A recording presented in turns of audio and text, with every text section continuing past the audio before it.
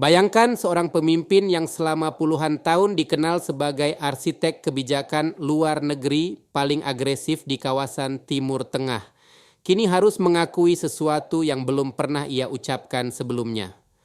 Benjamin Netanyahu, Perdana Menteri Israel, secara diam-diam mengakui kepada lingkaran dalamnya bahwa ia tidak mampu memengaruhi keputusan Donald Trump soal Iran. Pengakuan ini bukan sekadar kekalahan diplomatik. Ini bisa menjadi titik balik dalam sejarah geopolitik Timur Tengah.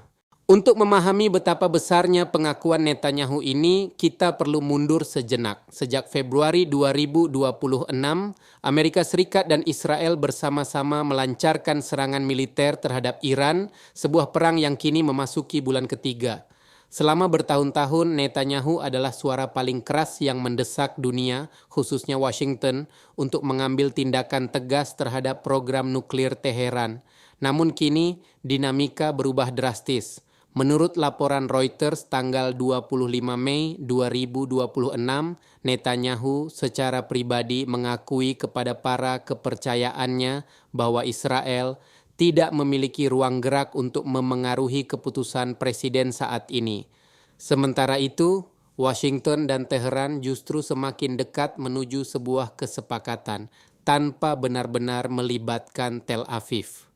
Lantas apa yang sebenarnya terjadi di balik layar? Pada Selasa 20 Mei 2026, Axios melaporkan bahwa Trump dan Netanyahu menjalani percakapan telepon yang disebut sumber-sumber terkait sebagai percakapan yang sulit dan menegangkan. Dalam panggilan tersebut, Trump menyampaikan bahwa para mediator, termasuk Qatar dan Pakistan, tengah menyiapkan sebuah letter of intent yang akan ditandatangani oleh AS dan Iran untuk secara resmi mengakhiri perang dan membuka periode negosiasi 30 hari. Trump sendiri mengumumkan secara terbuka bahwa Washington dan Teheran telah sebagian besar berhasil menegosiasikan sebuah memorandum kesepahaman, sebuah MOU, yang mencakup pembukaan kembali Selat Hormuz, jalur vital yang telah efektif tertutup sejak serangan militer gabungan AS Israel dimulai pada Februari lalu.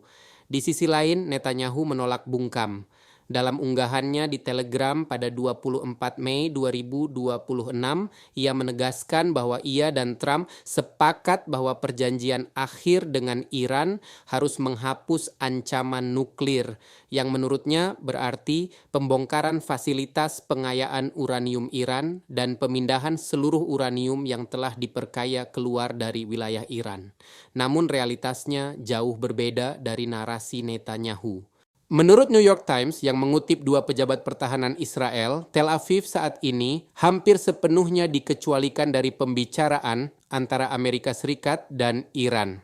Pejabat Gedung Putih bahkan secara tegas menyatakan bahwa Amerika Serikat memandang Israel sebagai mitra militer, bukan mitra negosiasi. Ini adalah pukulan telak bagi Netanyahu yang selama ini memposisikan diri sebagai aktor kunci dalam setiap keputusan besar Washington soal Iran.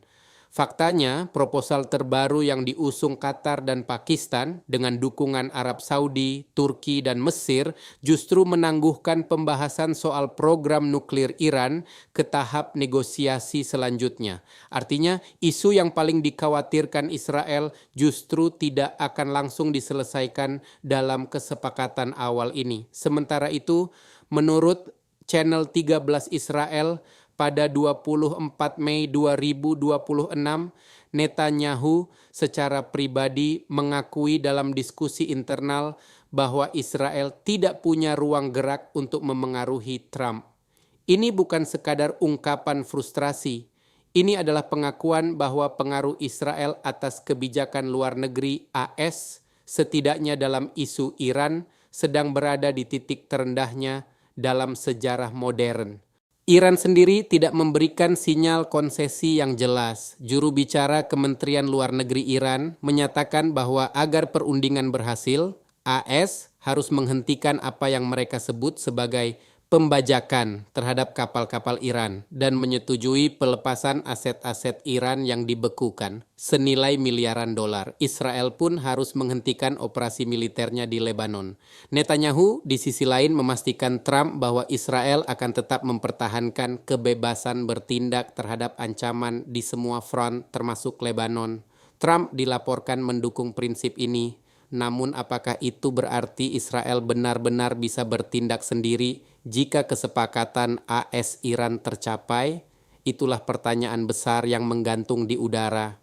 Dunia sedang menyaksikan sebuah pergeseran kekuatan yang belum pernah terjadi sebelumnya. Trump yang pernah berkata, Netanyahu akan melakukan apapun yang aku minta, kini justru menegosiasikan kesepakatan bersejarah dengan Iran tanpa benar-benar mendengarkan sekutunya di Tel Aviv. Pertanyaannya sekarang, jika kesepakatan AS-Iran ini benar-benar terwujud, apakah Israel akan diam? Dan yang lebih penting, mampukah Netanyahu mempertahankan kekuasaannya di dalam negeri setelah pengakuan memalukan ini? Tulis pendapat kalian di kolom komentar.